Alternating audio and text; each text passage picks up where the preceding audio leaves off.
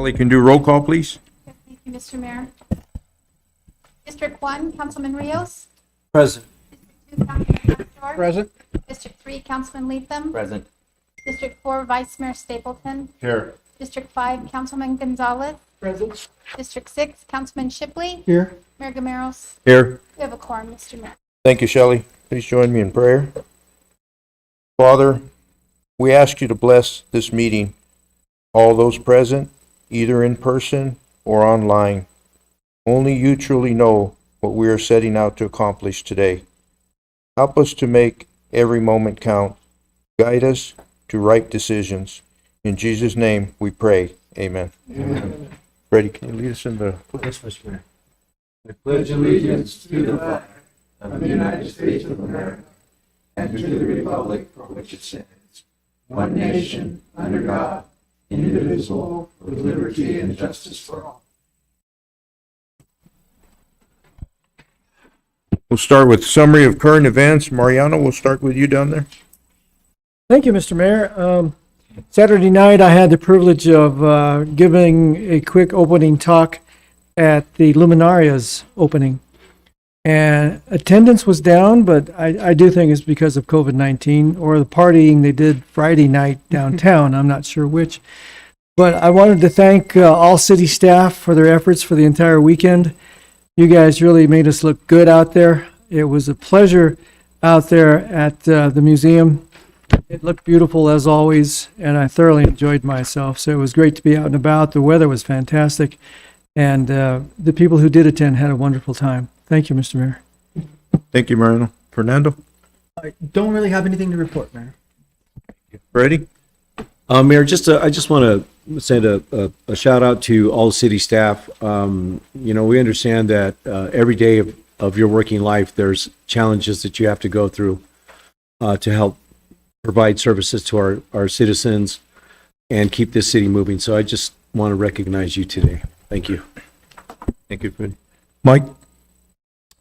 Thank you, Mr. Mayor.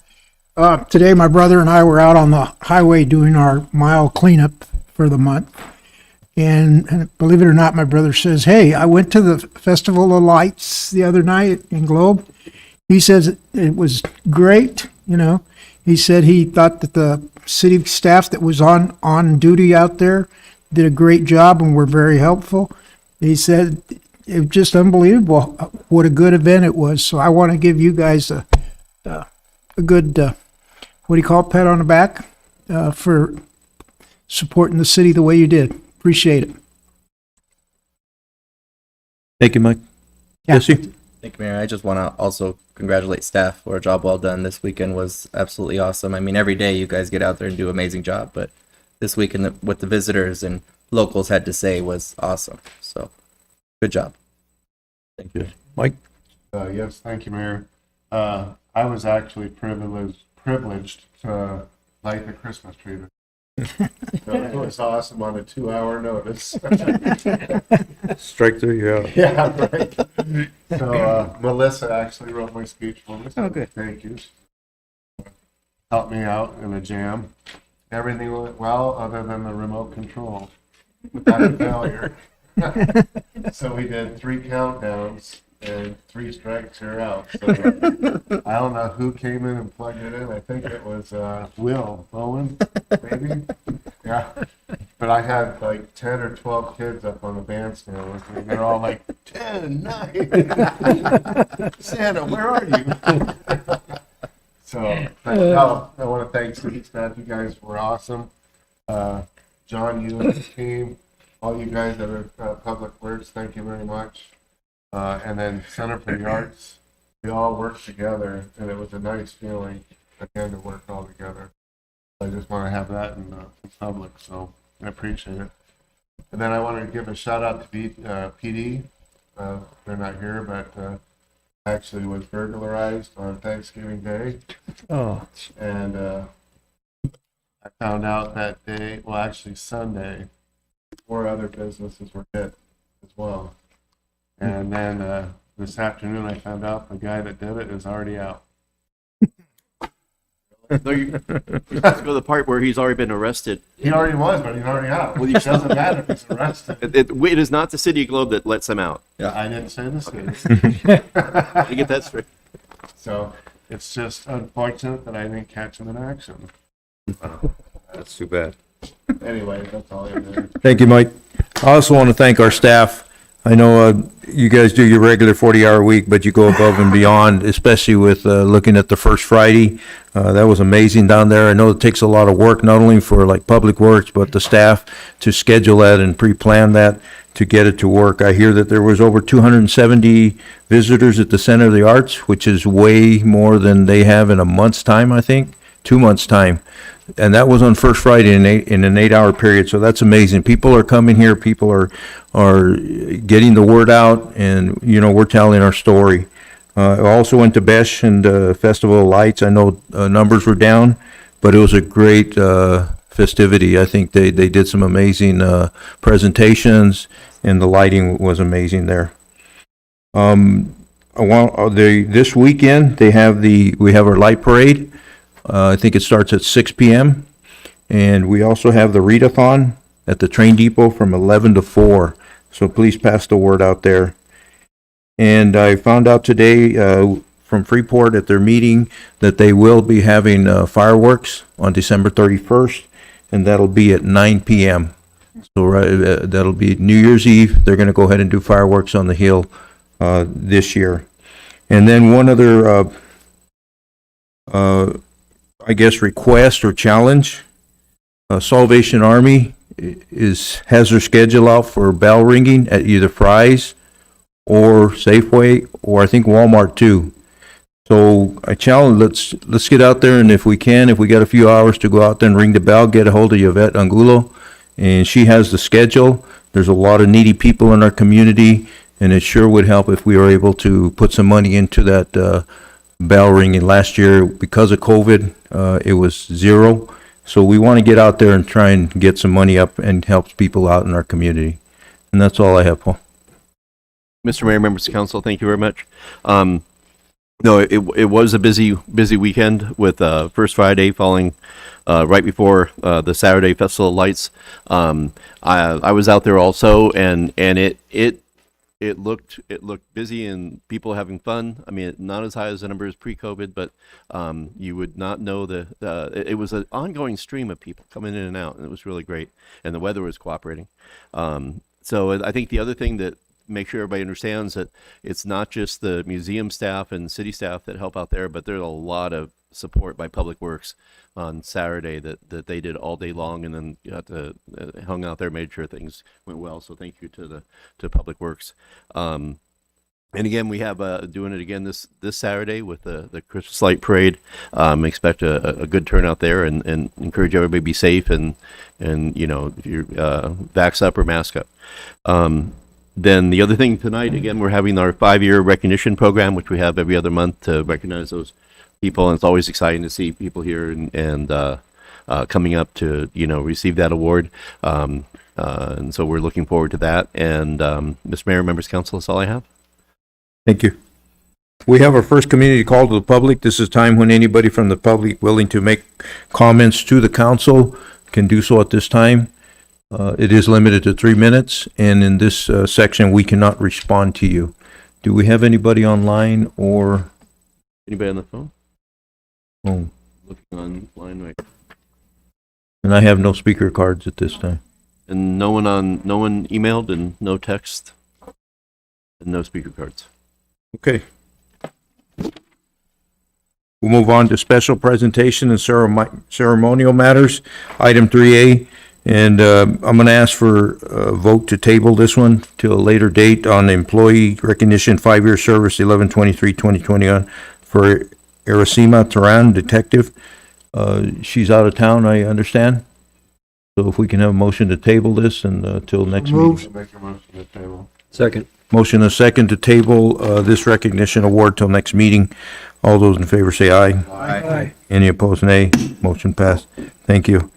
Item B, employee recognition of 5-year service, 11/14/2021 for Stephen Roberts, lead fleet mechanic. And Brandon, if we can have you up.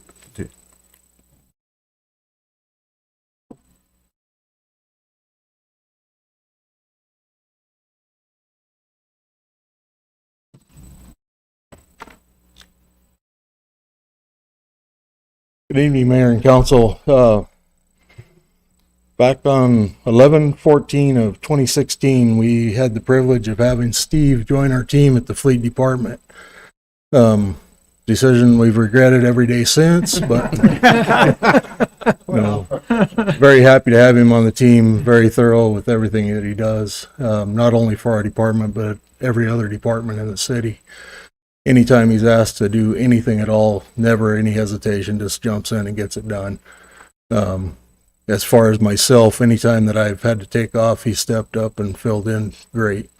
Couldn't ask for a better right hand. So I think the city is very fortunate to have gotten him to be a part of our team, and I look forward to many more years with him. So, Steve, congratulations. Thank you.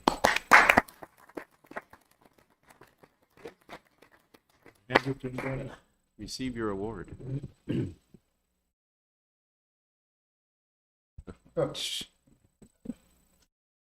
Come forward and, okay, there you go. Yep. You have to be with council in the background. Yeah. You got a city shirt on.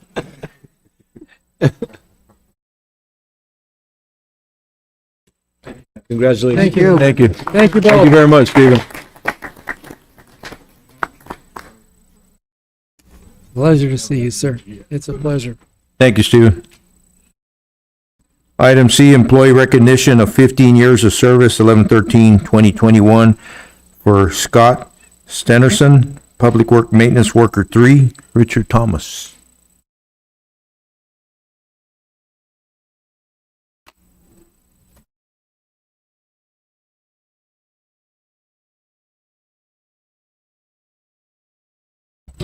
Council, Mayor, I just got something to read. I won't be able to remember, so I'm gonna put my glasses on. Okay. It's new to me, so give me a minute.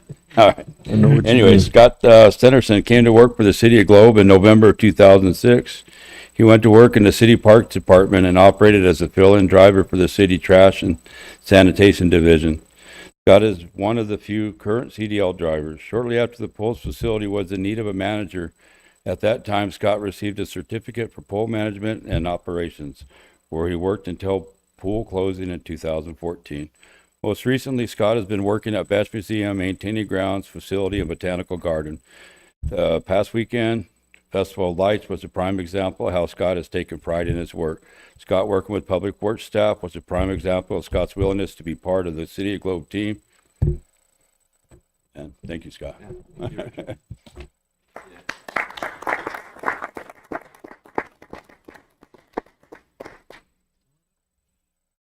Gonna give him your, You get to get your picture taken. get your If picture. wanna You want to say something, Scott? You're welcome. Go ahead. I don't have anything planned to say.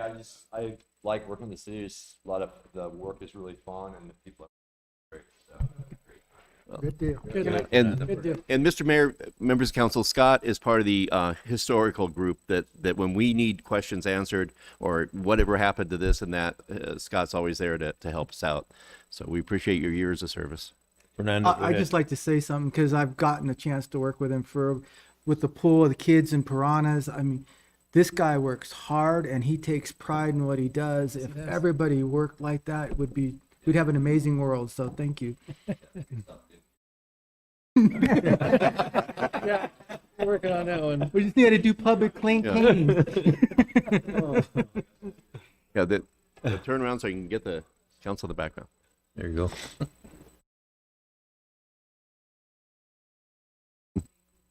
Thank you, Scott.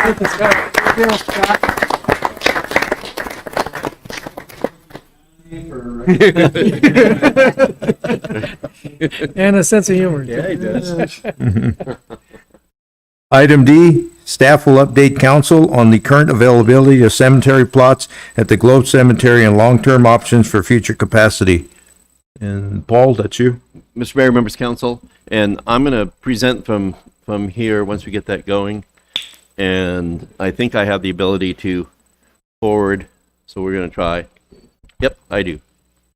So this is, like I say, the historically Globe Cemetery way back. It's a beautiful picture that we have, and it's something that's important to a city. If a true city is a place where people can be born, people can live their life, and people can come to rest in that same city. And so it's crucially important to a holistic city. We're here to talk a little bit about capacity.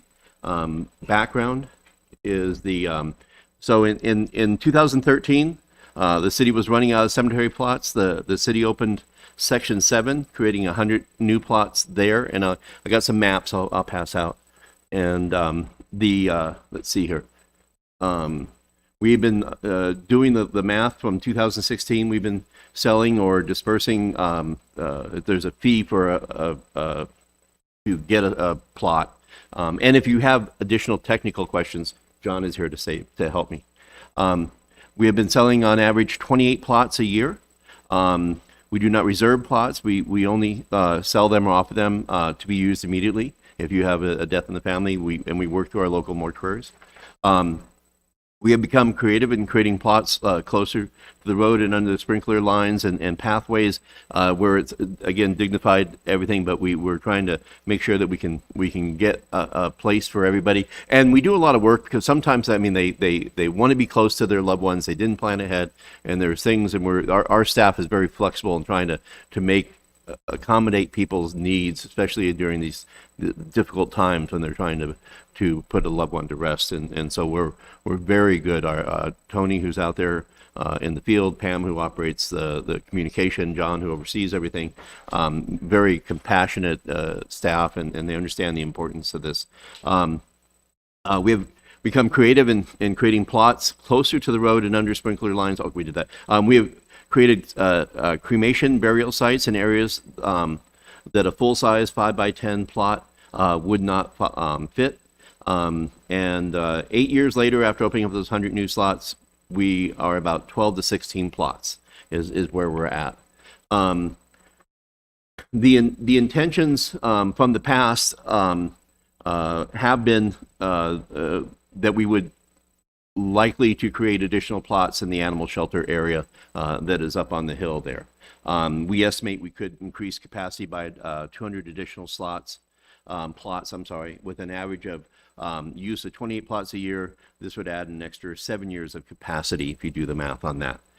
We have a slide with the actual numbers here. And so this is, we compiled this today. So you can see 2016, it was up, 2017 down, 25, 28, 2020, we had 35 burials and these are not cremation burials, but full size 5x10 or 4x10. And so we had a larger amount in 2020. We don't know, but assuming that with the pandemic, there is a little bit of a bump there. 2021, as of today, we've done 25. Total for the 6 years, 166. Average for 6 years, 28 plots. I keep saying plots. Let's see here. This is an aerial that shows a fully used segment of. This is an aerial that has a fully used, the green area where people are resting, animal shelter, and the hillside that it sits on, just for visual there. So we're sharing that. And then, did I pass out the copies I made? I might have left them. Wait, here they are. Just so they have an actual. Give me one reference. This is a close-up of the document we use to track in the field. And it looks like this, but this is kind of hard to read. And so I wanted to share that. And let's see, 2, 4, 6, 4, 8, 12, 14, 15. This shows 18. I think there were 2 that they scratched out today because somebody wanted to loved ones together, and they were. I won't go into the details. And we believe we can get 4 as it goes into the tip, but we're not sure that we can get 4 in there. So just so you see what we're doing. This is Section 7, and this is that main area that we're at. I want to show you a picture where section 7 is. This is an older aerial shot, so you don't see, but it's it overlays into the area, and the area that has openings is left more to the bottom of the page as it narrows. Okay, so the most important question is long-term cemetery capacity. Okay, we have in the past, and we will continue to investigate adjacent lands to the current cemetery, see if there's areas to expand. And all land is on the table, and because we would like to have everything together. We seek land for a possible second cemetery may be an option. We don't know what other land's available, but this is something that I think in the long range plan we may have to look at. It would be nice to have everything together, but we'll have to see what those cards bring. Another option is there's a lot of hillsides out there. And so it may be that, while it may be expensive, it may be the option is to find a way to reconstruct current hillsides to be terraced grave plots. And even with either terracing and burials, or a combination of mausoleums and burials too, that's something we're looking into. But I think what we failed to do, staff has failed to do, and that's offer council a comprehensive long-term plan. Going with 100 plots here and 200 plots there is not. It would be better if we come up with a comprehensive plan looking 25 years plus as to where the growth is going to be, because it's important, a very important asset to the city, and so we need to stay on that. And so this is something that I think council is going to discuss now, and possibly discuss at our strategic action plan. But it's definitely staff is aware that we need to start looking, investigating all these options, and come back with a plan of how we can make sure we have a future for our city cemetery. I will tell you that as we get closer to the less and less numbers of places, we will do what we can to try to make sure we can find places. We have the older part of the cemetery, but a lot of the markers are down. Wooden markers get destroyed and things like that, and so you have to be very careful when you think there's an open plot that may not be open, and doing that. But I'll tell you that our staff is looking to make sure that our current goal is not to turn anyone away. And so I make that, we'll do whatever we can to make that happen. John is here if you have more technical questions. Some of us went out and did a tour last week, and but we're available for questions or comments. I have a Mr. question. Mayor. Go ahead, Fernando. So is it common for cities to have cemeteries? So my reference, I think it is. Well, are you saying that rather than a private area? Right, because a lot of the cemeteries I've ever seen were not, they didn't belong to a city. They were, a private company or whatever. But I know we've had one, but Yes. I don't know that that's what cities do, or if that's just what we do.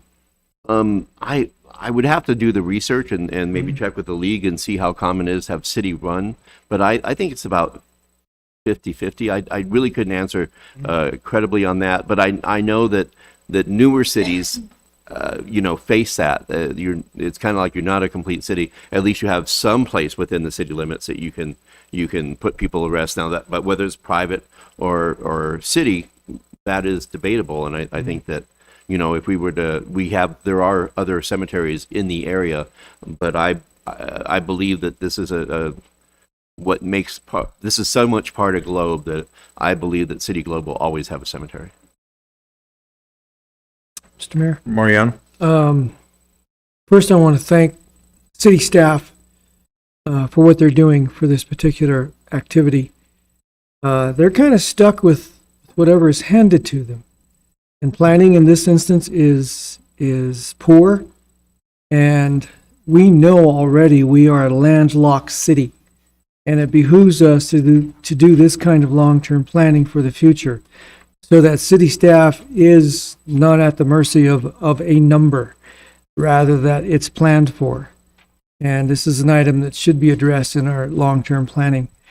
I think that I did get a tour of the Old Globe Cemetery the other day, and that particular portion needs planning and remediation, and that may be something another organization may have to be created to help that along. It needs remediation.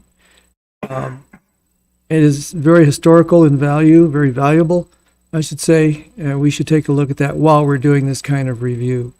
But I want to thank the city staff for their creativity. It's a beautiful cemetery. They've done a heck of a job with what they have, but it's time to step up, in my opinion, to do some long-range planning and solve that so that we continue to have this service. I reviewed the ordinance the other night. We do have that responsibility, and so we need to meet our future and continue to offer that service. And I look forward to that challenge. Thank you, Mr. Mayor. Thank you, Mayor. Anybody else? Comments, questions? I do have a few questions or comments. I think as a city, we should be proud of what our cemetery looks like. We have a gem there. And I think, Tony and his staff, the amazing work they do there on a daily basis, if you look at that, you should be proud where all plots look great, except there's some sections, I think, that need some work, and I think in the county are working at remediating those. But I think overall, if you look at our cemetery, there's 3 cemeteries in the community, and this is the best one that is kept up, and there's a lot of pride to be said with that. Some questions I have: if somebody dies and they want to buy can they buy 2 plots? They can buy one for them and their spouse, so you could get two sold at one time? Okay. Shelley knows. Shelley can answer that one. Okay.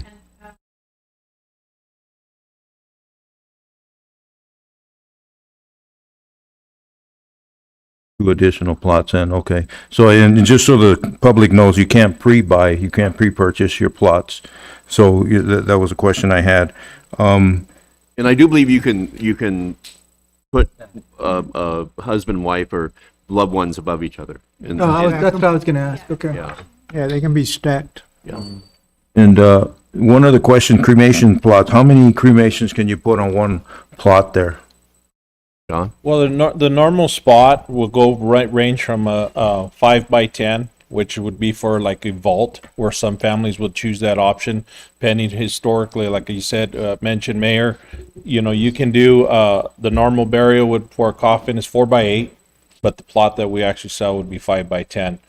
Within that 4 by 8, you can actually, I believe, Pam's on the Zoom, but I believe it was up to 3 2x2 cremations. There's different combinations where they can actually, if you're putting a vault in, you can actually, we call it might sound inhumane, but they can put one on top of another. But that's also done with some families and some, married couples. So there's actually at least 3 or 4 different options where you can do that. But we have had some areas where there's been a child that has passed, where they actually put them with grandparents and they do the cremation, and then they put them in with the grandparents or another family member in that manner. Another question is there a different charge from a city resident to a non-city resident to purchase a plot? Currently there is not, but there is a proposal that because we, just in looking at the prices in the valley and what we've seen, where people are finding it, economical to come up and come back to Globe. What we are actually looking at right now is $500 a space. We were up that to $1,500, but if you have a resident of Globe, then you can get the $1,000 reduction. As that's a proposal, we haven't brought that through the process, and council will have a chance to chime in on whether they like that or not as we do our fee look at our fees. But I think that's a fair way to get the value that land has right now and be competitive in the market, but still allow those people who truly live in Globe to have that ability to intern their loved ones in the city they love. Yeah, and I think $500 is a pretty cheap price for a plot. I mean, you go try and buy one in the valley in Mesa, and it's about $3,500. And we got to consider the ongoing maintenance of that plot. You know, our staff, our city staff, continues to maintain these plots for a lifetime. So that's something that needs to be considered. 500 is pretty cheap for And Mr. Mayor, for a plot. I think we'll do some research before we finalize that. I'm just throwing out numbers, but. Oh, and I do believe that Bill was going to, as watching the presentation, might want to say something. Can you hear me? Yes. Yes, Bill, we can hear you now.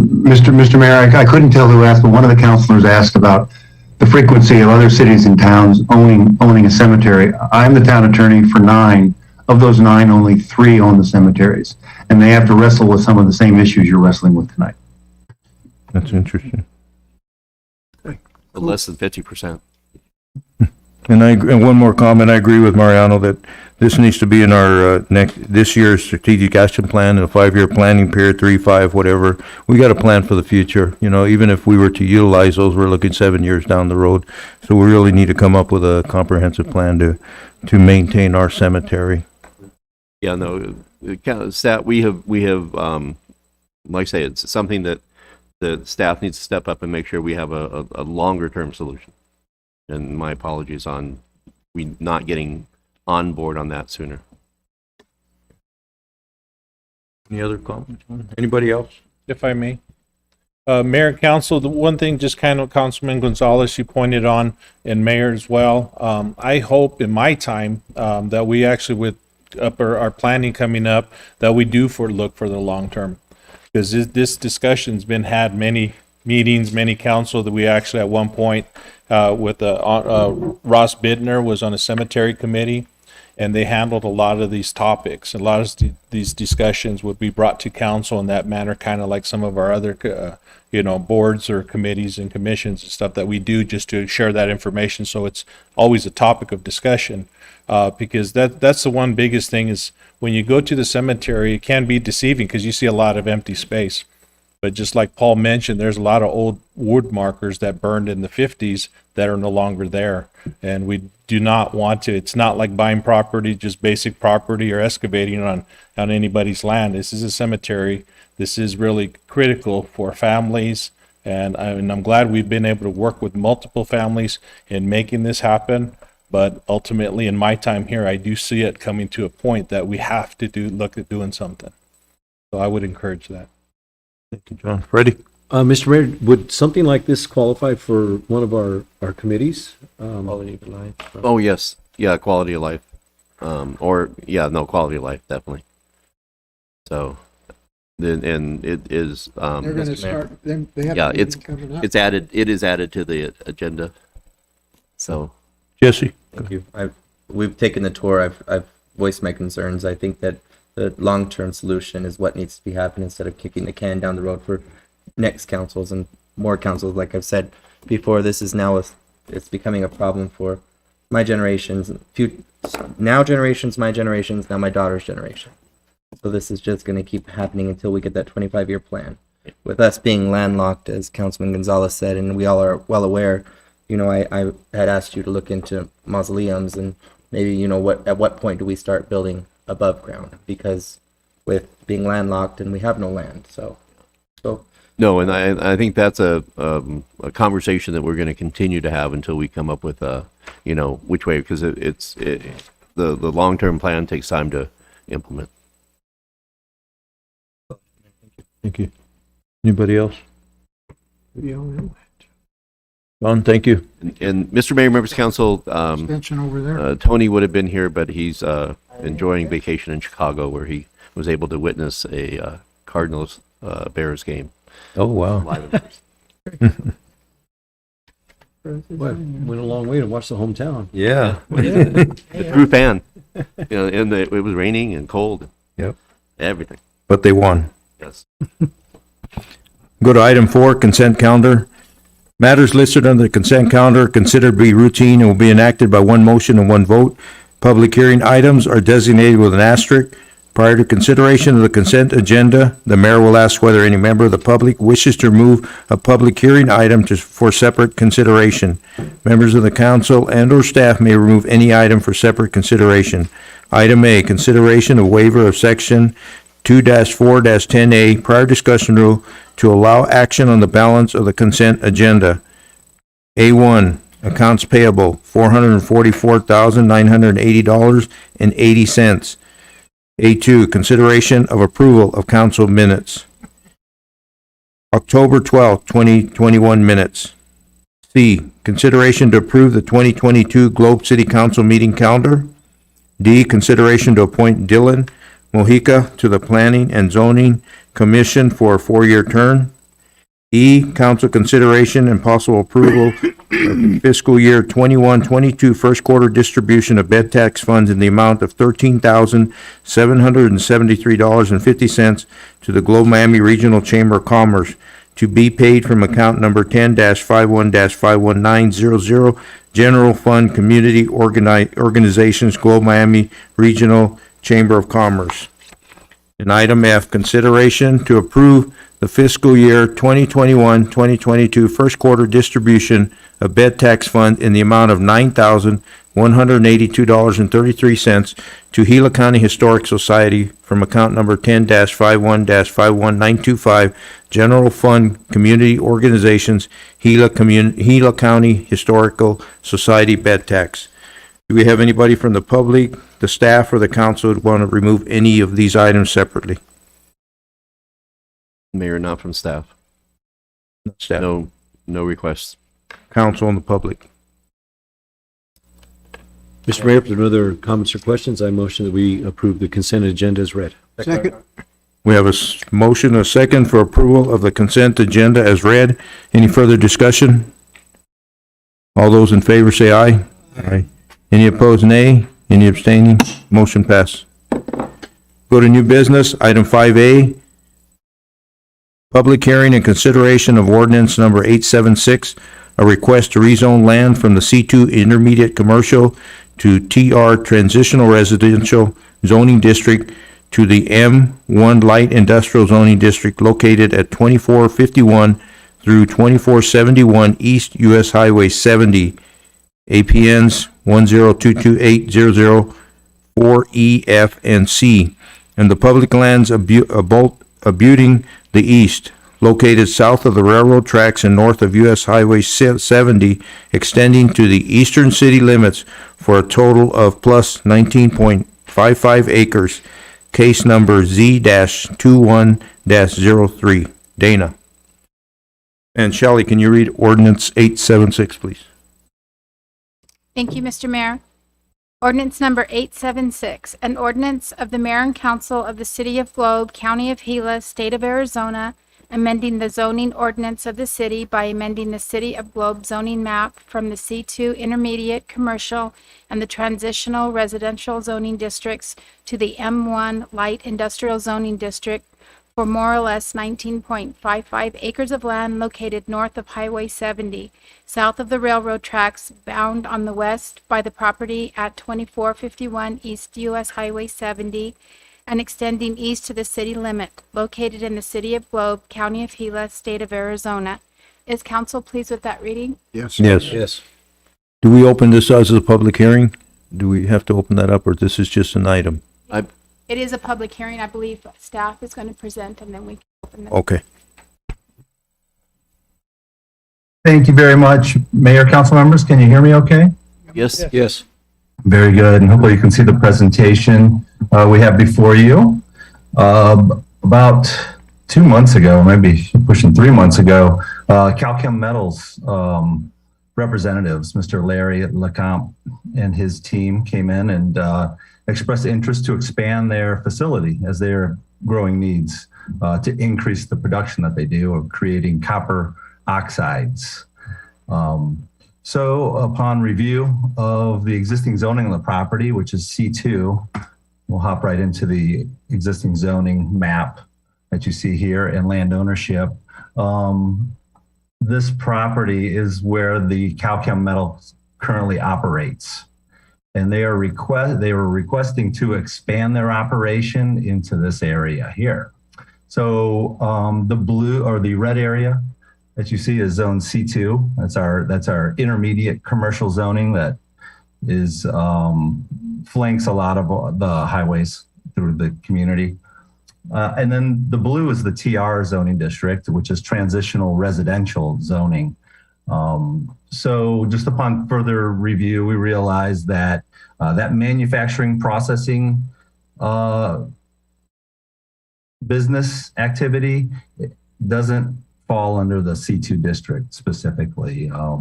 So commercial district, C2 district is primarily designed for retail and services, goods and services off the highway for the most part. So that manufacturing processing is more of an industrial or a lighter industrial use. And the city has a limited amount of industrial area. So in our conversation with them, we realized this could be a great opportunity as well. So as I mentioned, they actually own all three of these parcels, but operate the copper oxide processing business on this westmost parcel. There's a history with this land. Apparently there was a asbestos remediation from a manufactured home park in this neighborhood. I think it was on this particular property that's owned by ADEQ. And then some of the remediation efforts are located both on the applicant's property as well. So in further conversations with the applicant, we realized, well, since based on the historical use of these properties and your activities, this might be a great location for M1 light industrial uses.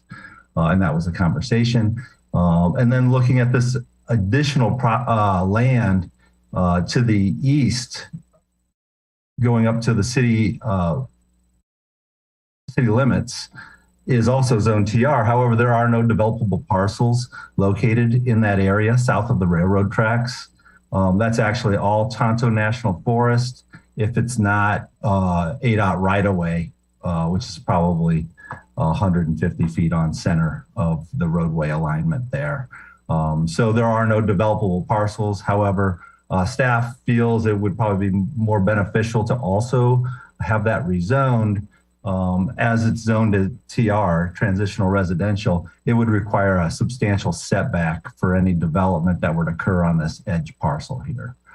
So we felt just to clean up the zoning map, have a uniform area zoned M1 would be something that the council and planning commission should consider. The general plan land use designation for this area is very limited because there are very few parcels, developable parcels out in this area, and vastly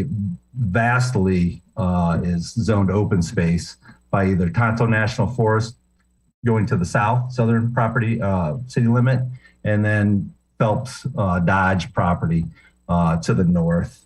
You see there is one carved out privately owned parcel here. It's Dr. Jody Daggett's home.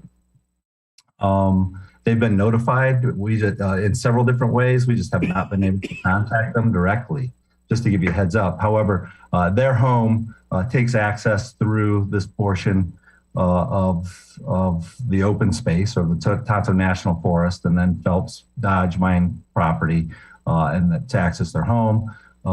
They do not have a view of this property, and you can't see their property from this property. It's actually probably more than 1,000 feet away, if not probably closer to a half mile. Over here, we have one single family residence that abuts the west boundary of Calchem Metals building. Calchem's been in operation in Globe for almost 30 years. They recently received a waiver from or received a compliance certificate from ADEQ that they would no longer be required to submit certain documentation based on the emissions that they produce, which are extremely limited. For that reason, ADEQ has certified the development to not need a annual certificate of sorts. But anyway, so the property owner of the adjacent to them has been there probably for the same amount of time, or the family, or more. I believe that property owner, was involved with the mobile manufactured home development that was there previously, and then the remediation of it as well.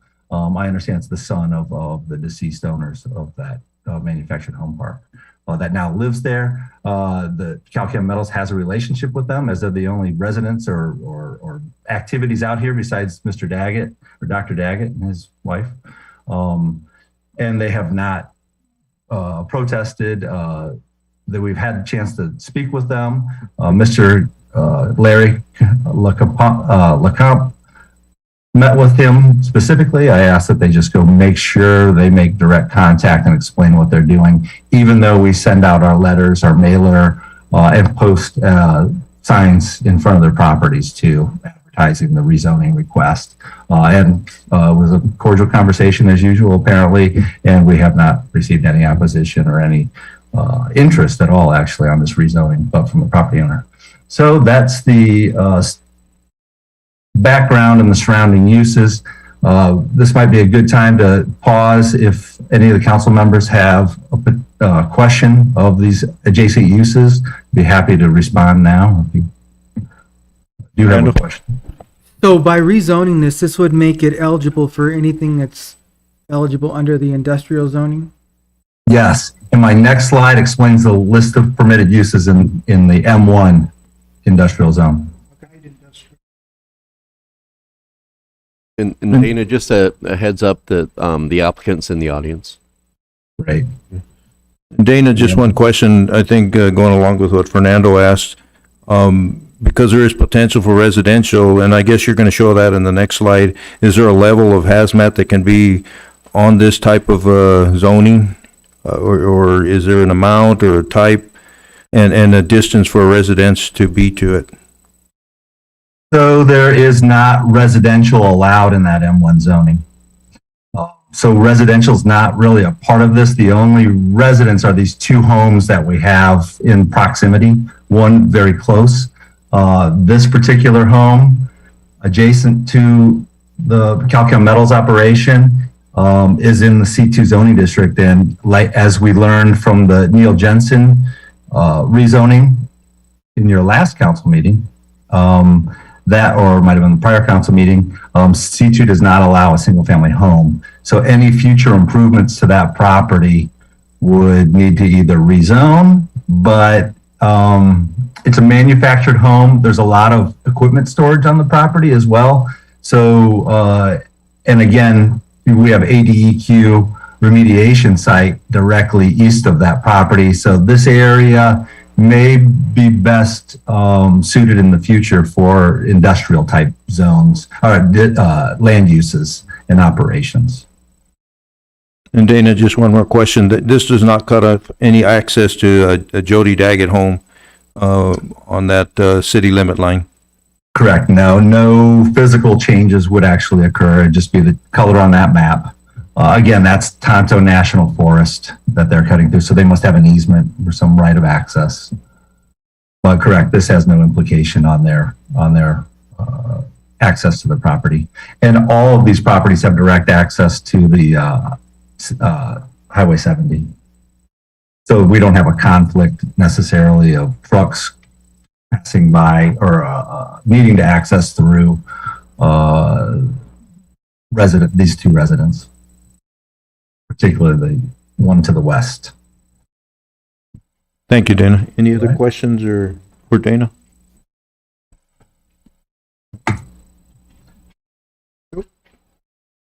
Very good. So I'll just quickly, given the fact that we have very limited industrial land in the community in Globe, as a matter of fact, the only industrial is the M2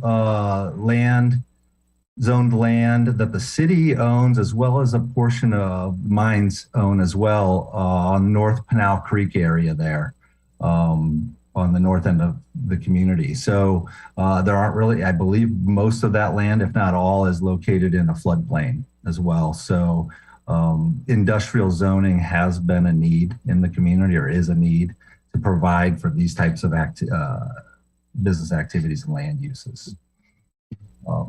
So the M1 Light Industrial Zoning District, that's our least intense zoning district of two industrial zoning districts.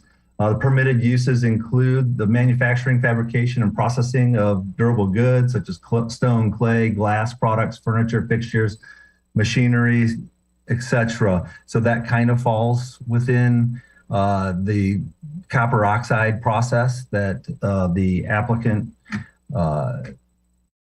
is in business with. Basically, they use heat.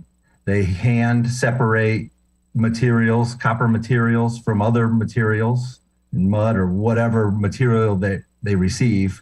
They hand separate it or they shred it and then use a blast furnace to separate the material. So there's very little, strictly that heat and that burning. They've got scrubbers. Mr. Lecomte can explain that process if you're interested. Our fire department, I'm sure you, Mayor, are probably well familiar with the activities out there as well in that process. But they're available to explain that if you have specific questions.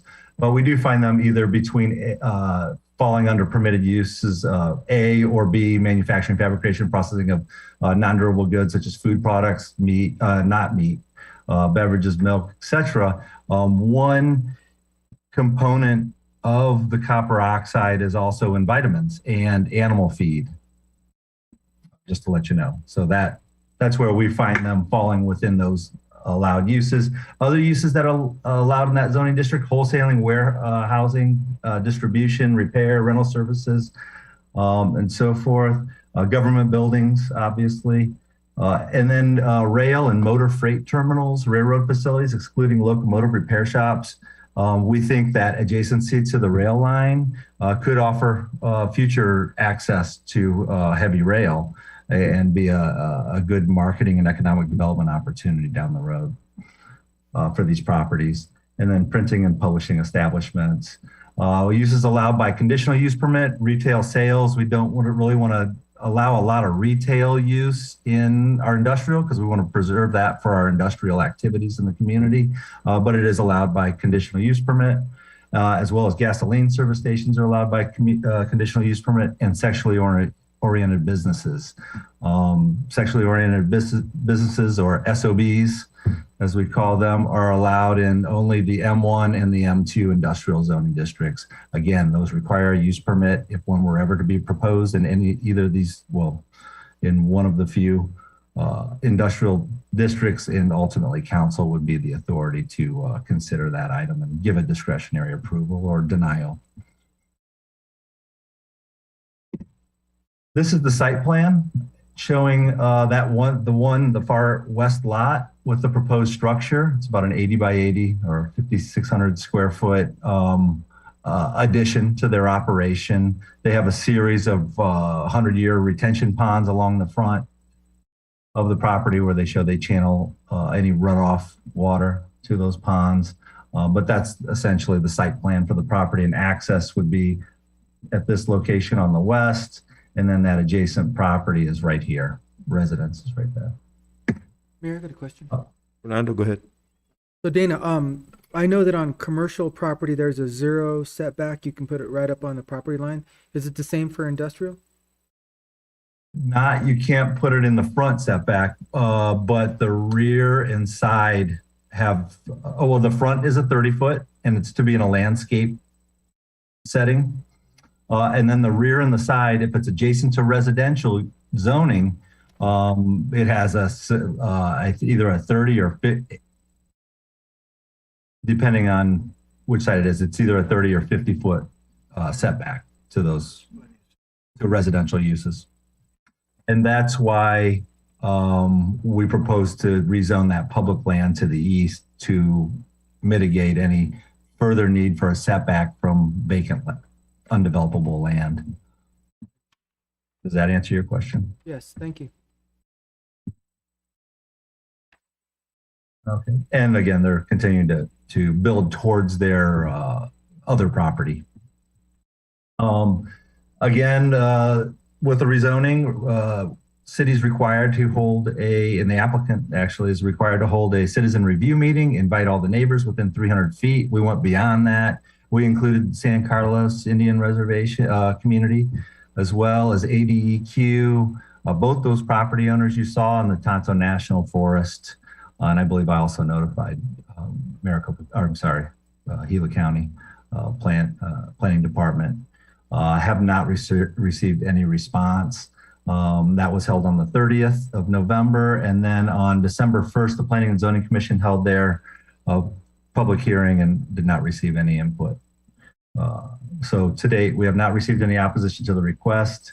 And this evening, Mayor, after your discussion or question and answer of myself or the applicant, you'll strike your gavel and open public hearing, allow public to speak. And then once you've heard all from the public, then you'll strike your gavel again and just close the public hearing. There's no vote necessary. So with that, Planning and Zoning Commission recommends the City Council approve this rezoning request by adopting ordinance number 876. We would also ask that you waive the rule for this particular item. The applicant they are under construction. I ask that anything they do is at risk, at their own risk, until the rezoning process is complete.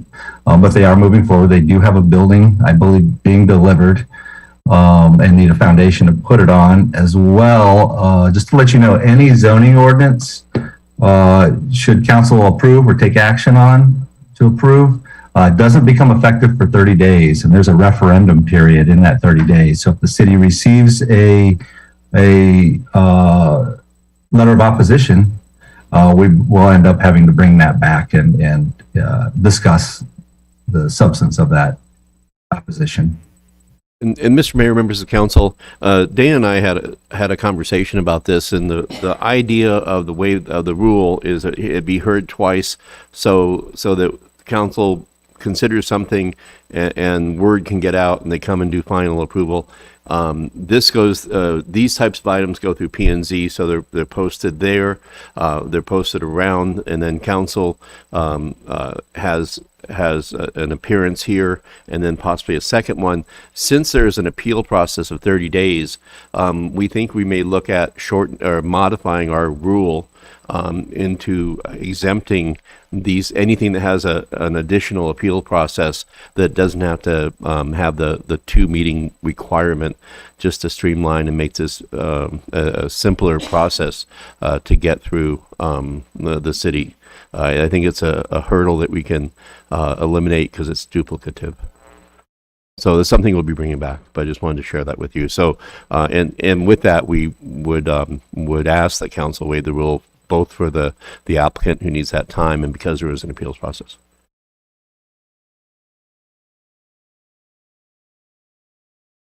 Any questions? No, I don't. Dana, can you explain the 30-day period again, please? I can. So Arizona Revised Statute requires that any zoning ordinance adopted by city does not become effective for a period of 30 days from the time of your adoption. So say it this evening, 30 days from now, that zoning would actually become effective.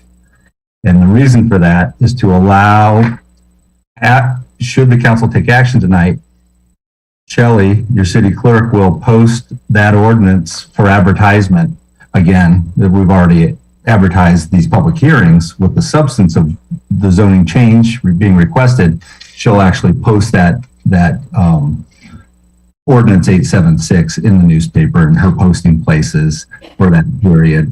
And the purpose of that is to, if we do receive opposition or input, we'll bring it back before council. Okay, but if we approve it, can the applicant continue with the construction that he's in the process of doing right now? Correct. And we'd like to say it's at his own risk, though. Okay. In case something did come up. And but they understand that. Mr. Mayor, members of council, this will cut 2 weeks off that process. Okay. You haven't opened the hearing yet. You haven't opened the hearing. No. That's all I have, Mr. Mayor. Okay. We'll go ahead and open the public Open hearing. the public hearing, yeah. So we'll open the public hearing for item 5A, consideration of zoning for M1 Light Industrial Zoning District as described by Dana. Do we have any comments from the public, council, staff?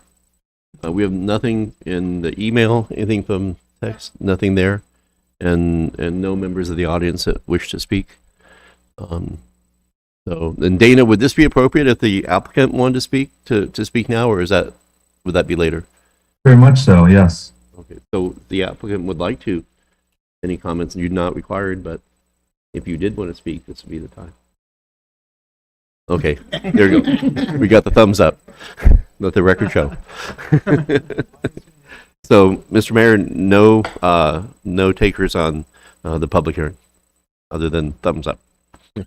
We'll officially close the public hearing. So Mayor, I would move to approve the rezoning request with the caveat that we waive the rule to take action tonight. I'll second it.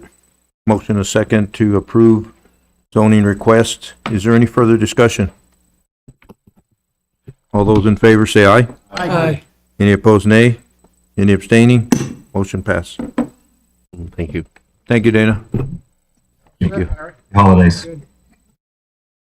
Go to action items, item 6A, consideration to approve contract number PS-2021-0037 with Sunny Path Associates LLC to provide procurement consulting services to the City of Globe staff in an amount not to exceed $50,000 and request to transfer $50,000 from account number 10-55-53000 administrative contingency to account number 10-55-51225 admin consultants, Jeannie and Paul.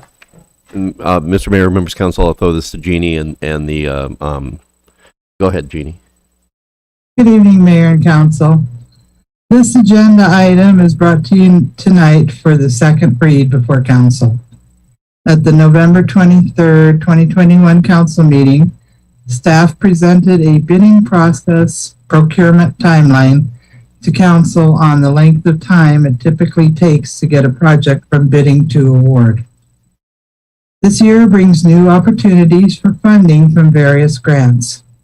While this is fantastic news, it also creates a need for more man-hours in creating bid documents, executing them, issuing contracts, and council approval to get the projects moving that we need to complete within the time constraints of the grants we have been awarded. In an effort to achieve this goal, the city has advertised for procurement manager position, but has only received one application to date, which was later withdrawn by the applicant as he had taken a job elsewhere. While the city continues to advertise this position, procurement assistance is needed now to get the projects on track. At the November 23rd presentation, staff explained that the bidding process from start to finish can easily take 8 to 10 weeks. Further, staff requests to transfer $50,000 from admin contingency to admin consultants to cover the potential costs of the contract. And with that, if there are no questions for me, I will introduce Missy Mudry. And do you have any questions for me, Council? Questions for Jeannie? No? So go ahead, Jeannie. No questions. Okay. So everyone, this is Missy Mudry from Sunny Path Associates. Take it away. All right. Well, good evening, everyone. Mr. Mayor, council members, ladies and gentlemen, Jeannie for introducing me, as well as Mr. Jepson, everyone in attendance. I thank you for the opportunity to introduce myself as well as my firm, Sunny Path Associates, and the potential to work together and help get and support some of your procurement needs. I can tell you a little bit about myself, my background. I've been working in the public sector for longer than I'd like to admit. Over 16 years as a procurement consultant. My last job as a public employee was managing statewide contracts for ADOA at the State Procurement Office, where my portfolio included an annual spend of approximately $250 million. And those were statewide contracts that I managed on behalf of all state agencies, as well as the local political subdivisions, cities, towns, councils, and nonprofits. So with that, construction is in my blood. I'm not a native Arizonan, but I did choose it as my second home. I've been here for 11 years now, and 70% of the projects that we have worked on are construction. And sorry about that. What I'd like to tell you is how we offer value. We move expeditiously within the parameters outlined within your procurement policy and code.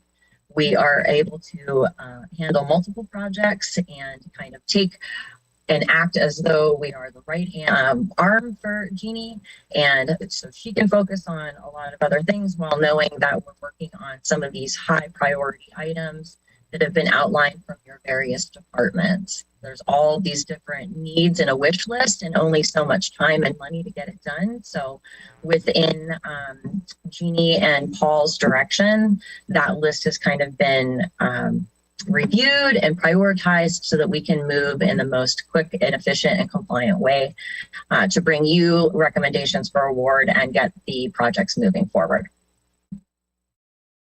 Are you still able to hear me? Missy, yes, we've been able to hear you. So Okay. thank you so much. Okay. And Mr. Okay. Council, any questions for Missy? And like I say, we're so happy to have the support for the finance department. You know, one of the things is we've been ramping up and more activity, more capital funds get, you know, it has become to a point that we just need more support there. This is a stopgap until we can build our department internally, but for right now, with all the things going on, Missy's ready to hit the ground running, and that's the beauty that she brings is she's experienced, trained by the state. Her and Jeannie see things eye to eye, which is scary, and it's gonna be 2 against 1. So we're so happy to have her come on as part of our team as one of those outside consultants like Dana, that's just gonna add that oomph so we can get projects going. You know, procurement and was a bottleneck that was identified when we reached out last year in talking to different departments, and that's why we wanted to address it this year and get the money that we do have available, get it spent. Mr. Mayor, members of council, thank you. Any questions for Missy or Jeannie? And if you're not, you're good to, Questions? good to vote. No other questions or comments. I motion to approve contract number PS 2021-0037 with Sunny Path Associates LLC to provide procurement consulting services to the City of Globe staff in the amount not to exceed $50,000 and to request to transfer $50,000 from account 1055-53000 admin contingency to account number 1055-51225 admin consultants. Second. And Mr. Mayor, members of council, Missy, did you want to add something before they vote? I did. I just wanted to add, thank you so much for your confidence. And I've been working with your local school district, Globe Unified, for the past almost 4 years and supporting them in a lot of their local procurement needs in their schools and sites and getting things for the students and staff. Okay, Jeannie. Thank you. We have a motion and a second for approval of item 6A. Is there any further discussion? All those in favor say aye. Aye. Any opposed, nay? Any abstaining? Motion passed. Welcome to the Thank you very Nice much. meeting you, Missy. Thank you, Missy. Thank you, Missy. Thank you. I look forward to meeting everyone in person sometime soon. Thank you. And Thank you. Thanks. Jeannie's happy. Jeannie is very happy. Yeah. She is. Merry Christmas. Right? I am. Yay. Merry Christmas. Item 7, any late agenda items? No.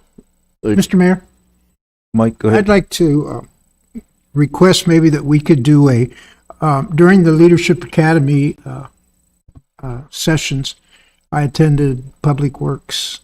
And there was, John made a point of discussing water usage in the summertime. I think it was 1.8 million to 2.2 million gallons over that 3-month period.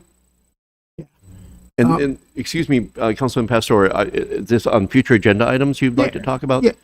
We're. Oh, I'm yeah, on late. give it- I'm sorry. You're, I'm you're sorry. one jump ahead of us, but. Okay, sorry about that. So, Mr. Mayor, no. Hey, they're we both have no- agenda items. Yeah, we have no late agenda items, but we do believe we have some future agenda items. Okay. So- So we go to our second call to the public. Do we have anybody online or on phone? Good. No, nothing in the email? No one in the audience? Okay, scheduling of meetings? We do want to announce that we have scheduled a meeting on January 20th, I believe, 5 to 7. And this is based on discussion from council on a future agenda item and discussion from the Quality of Life Committee, that it would be a meeting bringing all of the bed tax organization, their leadership, into a group setting and having some conversations about coordination, marketing, in the future.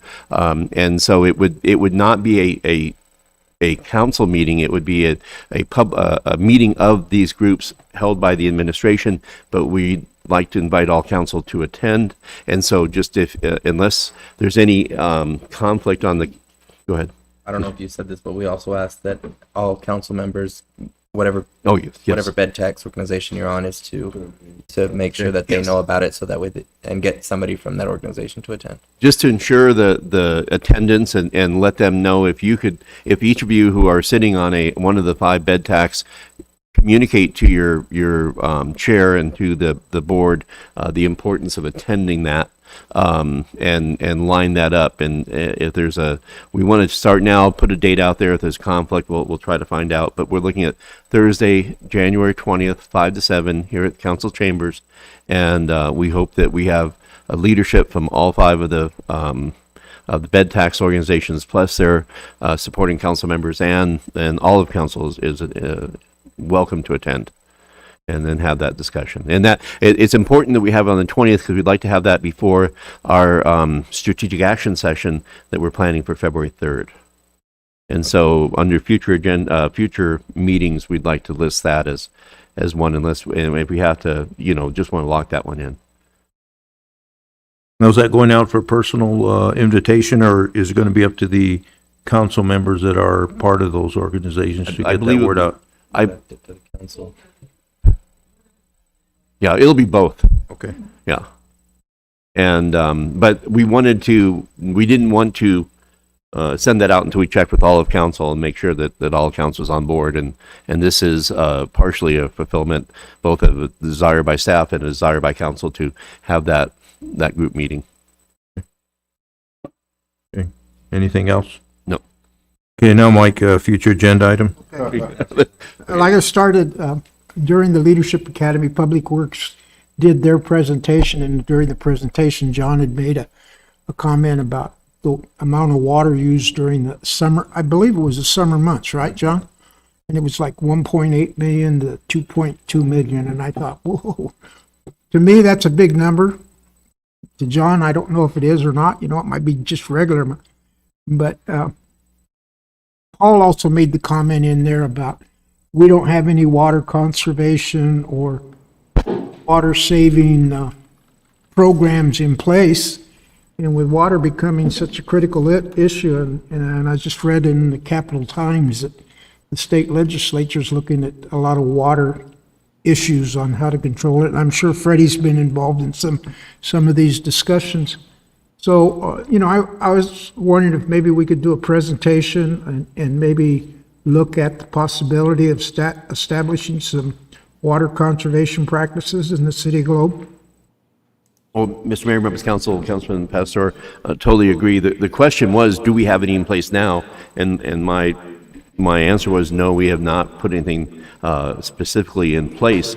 But again, in the theme of 25-year long-term the future, I think it's totally appropriate that we look at that and put common sense, possibly adopt common sense. I mean, we're in much better situation than many other communities, but we don't want to just rest on our laurels and the geographical blessings we have. I think we need to step up and look at that also. Yeah, and when I was with the Board of Supervisors, I know the city of Payson started a pretty extensive water conservation program. I don't know if they still follow it, but 8 years ago they had started working towards that. So I think it would be worth our effort to do something. Would we want to do that at a noon special meeting, or would we want it at a council meeting? I'll let the city manager decide how he. Well, let's let Freddie comment. And then, Okay. Thank you, Mayor. Councilman Pastor, I think you hit the nail on the head. I think that's something that we really should engage in as a leadership in the community and help educate our citizens and our staff on what we can do to, what we call it in my industry and with my company is it's labeled best management practices. And water conservation is a part of that. And I'd be more than willing to share my experiences and help move this along. So, and Mr. Mayor, members of council, Councilman Rios, I remember getting a swag bag from Arizona Water, and it had tips and I think a shower timer or an hour, egg timer type thing. And so there's some very simple low-hanging fruit that we can look at. Mr. Mayor, to your question, I believe the best way would be to bring this through the infrastructure work group to kind of hammer out those best practices before we bring it back to the full council with hopefully some recommendations, although it may come up also at the strategic action plan, but I think the work groups are poised to do that type of research and consideration of what will work well, what is needed, and what would be appropriate. We want not too much, not too little, just want to get it just right. And Mr. Mayor, if I could, a future agenda item, I'd like to look at ARPA funding for a one-time payment to our essential employees here at the city. Oh, okay. I remember we talked about that. Okay. Mr. Mayor, members of council, there are some cities, there is a qualification, there is some language in the ARPA that allows a bonus system for, what is the term? It's a one-time payment for essential employees. Essential employees, and that's. And they have to be full-time, I believe. I read it. I don't know what city it was, but I saw them. Well, Gila County just did it. The county just gave $1,000 to each one of their employees. Full-time. Yeah, there's a couple other cities that have, so I'd like to look at that. Yeah, and so we may bring that through the financial sustainability and look at that, but this is the correct place to bring that up and get that going.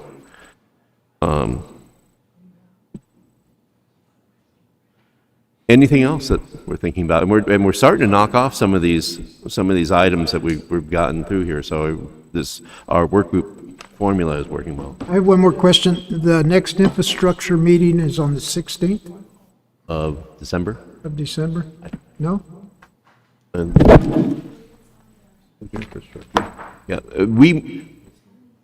may look at that. Shelley and I think tomorrow are going to look and see where these. Who's on it? Yeah, the 23rd. Who's on? It's Freddie. infrastructure. Yeah. Ready, Fernando and Mike? Yeah. Yeah. That's when you're scheduled. We're scheduled for that, 23rd? Yeah, I would think that. That meeting's canceled. If it's council's pleasure, I believe we may reschedule that one just for focus. I would think it would be a good idea. Yeah, because I I'm mean, gonna be other than out of state Elf on a anyway. Shelf, I think there's not much else to talk about.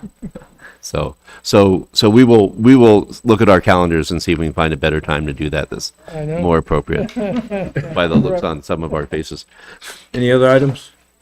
Nope, and no Call for a weather. motion for adjournment. Motion made. Second. Motion and second to adjourn. All those in favor say aye. Aye. Any opposed, nay. Meeting adjourned. 7:25. Thank you guys for attending. Thank you.